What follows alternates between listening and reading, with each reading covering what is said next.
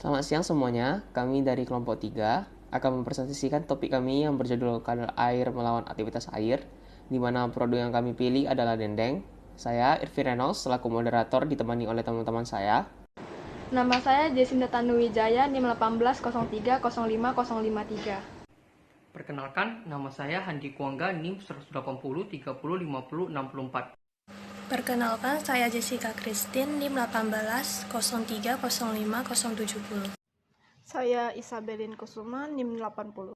Saya akan menjelaskan tentang dendeng. Dendeng adalah produk olahan daging yang dipreparasi dengan menggunakan metode curing. Curing sendiri adalah metode yang menggunakan rempah-rempah seperti garam, gula, dan lain-lainnya dengan tujuan untuk mengurangi kadar air dari produk tersebut. Dendeng menggunakan garam dan rempah-rempah lainnya untuk mengurangi kadar air yang terdapat pada daging. Pada pembuatan dendeng biasanya digunakan daging sapi. Sekarang saya akan menjelaskan air pada dendeng. Pada proses pembuatan dendeng daging sapi, daging akan mengalami kehilangan air. Kehilangan air pada daging ini dalam jumlah yang besar disebabkan oleh pengerutan ketika waktu pemasakan dengan suhu tinggi yang akan menyebabkan denaturasi protein dan banyak menurunkan kapasitas mengikat air. Kapasitas mengikat air atau disebut juga WHC merupakan kemampuan daging untuk mengikat air atau air yang ditambah selama ada pengaruh dari luar. Pengaruh dari luar ini seperti pemotongan daging, pemanasan, penggilingan, dan tekanan. Faktor-faktor yang dapat mempengaruhi WHC ini diantaranya pH daging, pemanasan dan pembekuan, penambahan garam, gula, atau bumbu. Selanjutnya, saya akan menjelaskan mengenai kadar air dan aktivitas air. Kadar air adalah jumlah air yang dikandung oleh suatu bahan. Kadar air ini sering digunakan dalam menentukan umur simpan suatu produk. Namun sebenarnya ada parameter yang lebih tepat dalam menentukannya. Hal ini dikarenakan tidak semua kandungan air pada bahan dapat digunakan oleh mikroorganisme untuk aktivitas hidupnya berupa aktivitas kimiawi maupun biologisnya. Kemudian jenis-jenis air itu dapat dibedakan menjadi 4, yaitu yang pertama air yang terikat secara fisik, yaitu ada air kapiler, terlarut, dan absorpsi. Kemudian air yang terikat secara kimia, air kristal, dan air konstitusi. Yang ketiga ada air bebas, dan yang keempat ada air indivisi. Dendeng itu termasuk pada produk pangan yang semi basah atau intermediate moisture food. Hal ini dikarenakan pada dendeng itu terkandung air sebanyak 25%. Pada pembuatan dendeng ditambahkan gula. Gula itu berfungsi dalam mengikat air dan menurunkan kemampuan produk itu untuk mengikat air, sehingga menghambat dari pertumbuhan mikroorganisme. Selanjutnya ada aktivitas air. Aktivitas air itu adalah jumlah air yang dapat dimanfaatkan oleh mikroorganisme untuk aktivitas metabolismenya. Dan juga struktur keterikatan air juga dapat dijelaskan dalam aktivitas air. Struktur keterikatan air dan konsep yang digunakan untuk mempelajari aktivitas air itu adalah termodinamika. Ini sesuai dengan Kosim, Deka, dan kawan-kawan 2015. Perhitungan dari aktivitas air sendiri itu sering dikaitkan dengan kelembapan relatif. Hal ini dikarenakan AW dapat naik ataupun turun karena berdasarkan kelembapan udara di sekitarnya. Air akan berpindah-pindah untuk mencapai kesetimbangan. Salah satu cara mengendalikan AW ini adalah dengan menggunakan larutan garam jenuh.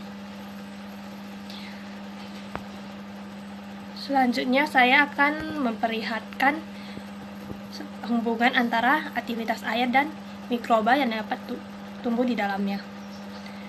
Gambar ini saya dapatkan dari Widiantoko 2018. Di sini dapat dilihat pada AW 0,4 sampai 0,5 itu tidak ada mikroorganisme yang dapat tumbuh, sedangkan pada AW yang 0,5 sampai 0,6 itu ada kamber yang bersifat osmofilik. Nah, kemudian sampai seterusnya naik terus akan ditemukan semakin banyak mikroorganisme. Ini menunjukkan semakin tingginya AW, maka mikroorganisme yang dapat tumbuh di dalamnya itu semakin banyak. Dan pada AW yang tertinggi itu ada di 0,9. Di sana dapat dilihat kebanyakan dari bakteri dapat tumbuh di sini dan beberapa kamar juga. Dan ada organisme yang bersifat patogen dan merusak makanan. Sehingga dapat disimpulkan bahwa untuk menurunkan AW kita juga dapat menurunkan bakteri atau mikroba lain yang dapat hidup di dalamnya. Nah, sekarang saya akan menjelaskan mengapa gula ditambahkan pada produk olahan dendeng. Sebelum itu, saya akan menjelaskan apa itu gula. Gula merupakan butiran-butiran menyerupai kristal berwarna putih dan berasa manis yang merupakan hasil dari pemanasan dan pengeringan sari tebu. Nah, gula selain dapat dimanfaatkan dalam produk olahan pangan sebagai bahan perasa, juga dapat dimanfaatkan sebagai bahan pengawet alami. Gula dapat dimanfaatkan sebagai bahan pengawet alami karena ia memiliki sifat higroskopis. Sifat higroskopis di sini adalah kemampuan gula untuk menyerap dan mengikat air yang berada di sekitarnya, sehingga nilai AW atau activity of water dari suatu bahan pangan akan menjadi menurun dan juga mikroorganisme akan sulit tumbuh padanya. Selain itu, gula juga dapat menyerap kandungan air pada sel bakteri sehingga sel bakteri akan mengalami dehidrasi.